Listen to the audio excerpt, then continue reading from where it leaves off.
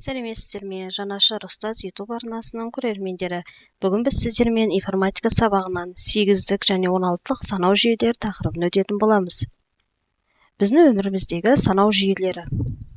Цифрлық құрылғылармен және компьютермен жұмыс істегенде 9, Е, А сияқты символдар тобын кездестіргенсің. Цифр сияқты көрінген бұлар қандай символдар болуы мүмкін? Әрине, бұл әдеттегі жай цифрлар. Біз қолданып жүрген цифр мен сандардан ерекшелігі тек 16-лық санау жүйесінде жазылған.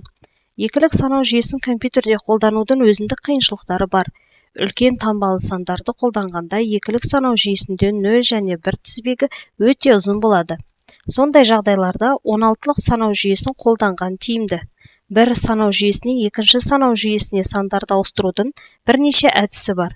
Солардың бірі, мысалы, 10-лық санау жүйесіндегі санды 8-дік және 16-лық жүйеге ауыстыру керек болса, онда сандарды 8-ге және де 16-ға бөлуіміз керек.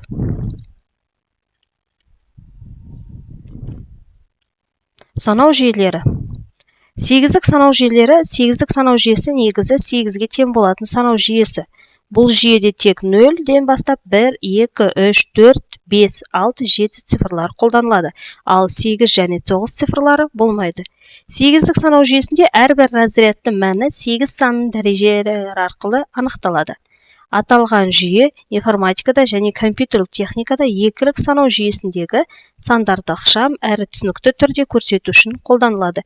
Себебі әрбір 8-дік сан екілік жүйедегі 3 разрядқа сәйкес келеді.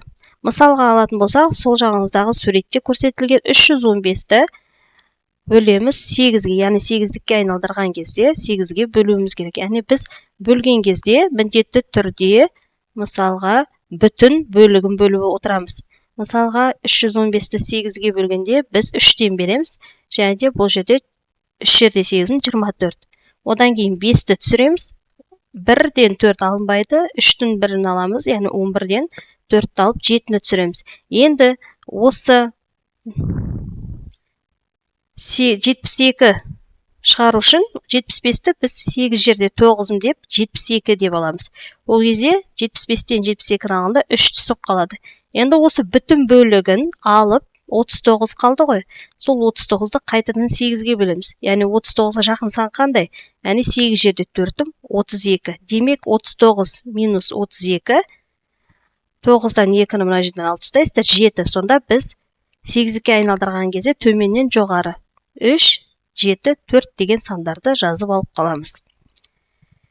Келесі 16-лық санау жүйелері. 16-лық санау жүйесі негізі 16-ға тең болатын санау жүйесі. Бұл жүйеде 0-ден 9 цифрлармен қатар 10-нан 15 сандардың орнына латын әріптері, яғни А, Б, С, Д, Е, Ф қолданылады. Яғни А дегеніміз ол 10 деген сөз, 11 дегеніміз Б, 12 С, 13 Д, 14 Е, 16 Ф деген санды, яғни 15 F деген санды білдіреді. 16-лық санау жүйесінде әрбір разрядтың мәні 16 санның дәрежелері арқылы анықталады.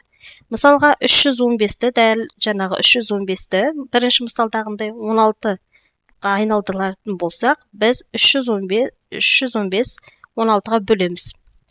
16-ға бөлген кезде біз міндетті түрде 31-ге жақын сан, яғни 1-ден береміз. 2-ден берсек асып кетеді, сол себепті 1-ден береміз. Яғни 16 деп түсіріп аламыз. Одан кейін 315-тің 5-ін түсіреміз. 11-ден, мына жер 1-ден 6 алынбайды. 11-ден 6-ны алып 5-ті түсіреміз.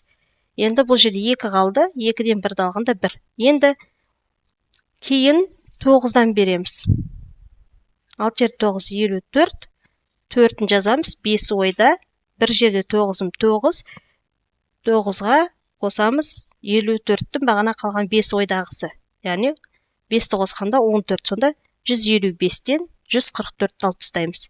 Сол кезде біз 15, яғни 155-тен 144-ті алып, 5-тен 4-ті 1, мына екінші 5-тен 4-ті 1 деп жазамыз. Сонда бізде 19 қалады. 19-ды бөлеміз қайтадан, яғни түбір сандарды 16-ға бөлеміз.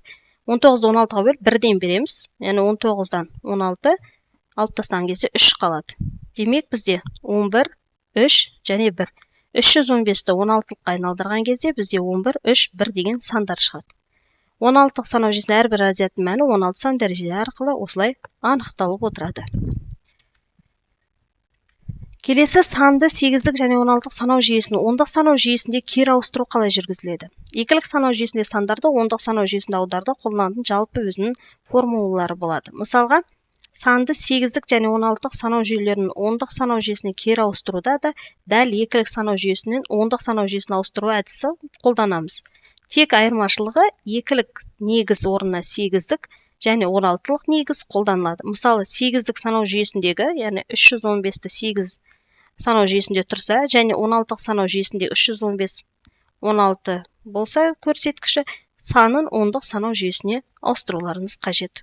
Ол үшін біз әдеттегідей білеміз, 315-ті 8-лік санау жүйесінде 315-ті 10-лық санау жүйесіне, яғни қалай ауыстырамыз. Ол үшін біз әрбір санды, яғни 100-лікті, 10-лікті, 1-лікті 3 көбейтілген 8-дің 2 дәрежесі қосу 315-тің 1-ін көбейту 8-дің 1 дәрежесі, яғни бізде одан кейін қосылған 5 көбейтілген 8-дің 0 дәрежесі деп алып, осылай қосып 205 сандарды квадраттап қосу арқылы қарапайым амалды орындап 205-ті 10-лық дәреже деп көрсетеміз.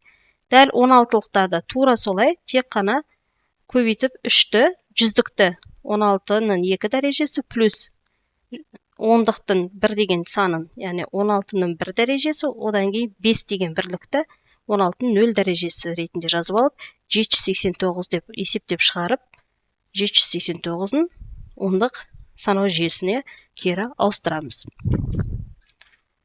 Сандарды 2-лік санау жүйесінен 8-лік және 16-лық санау жүйесіне ауыстыру үшін бізде қолданылатын кестелер бар. Сандарды 2-лік санау жүйесіне 8-лік және 16-лық санау жүйелеріне ауыстыру үшін әртүрлі санау жүйелеріндегі сандар жазылуының сәйкестік кестесімен танысайық. Бірінші және екінші кестелерде ол бізде бір санау жүйесіндегі сандардың екінші санау жүйесіндегі жазылу түрі берілген. Бұл кестелерді қолданудың негізгі ерекшелігі 2-лік санау жүйесіндегі санды 8-лік санау жүйеге ауыстыруда 2-лік санды 3-лік цифрларға бөліп қолдану тиімді. Бұл жерде 2-лік жүйе берілген, және де 8-лік жүйе.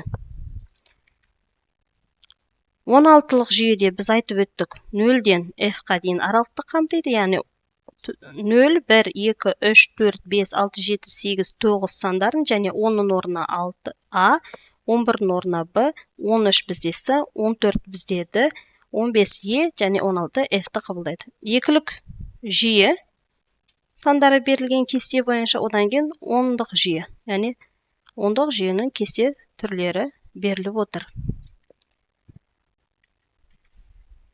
8-лік санау жүйесіндегі 247 санын қарастырайық. Бұл сан 2-лік санау жүйесінде 101, 001, 11, 2-ге тең. Яғни осы санның 3-3-тен ажыратқанда 10, 100, 111 түрінде ажырайды.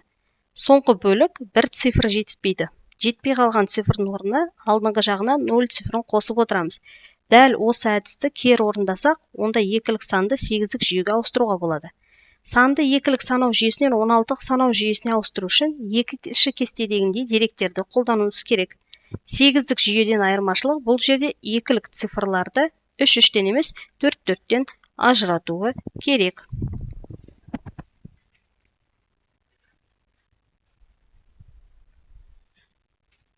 Бұл жерде 3-лік және 4-лік ажырату түрлері кестеде көрсетіліп отыр. Назарларыңызға рахмет.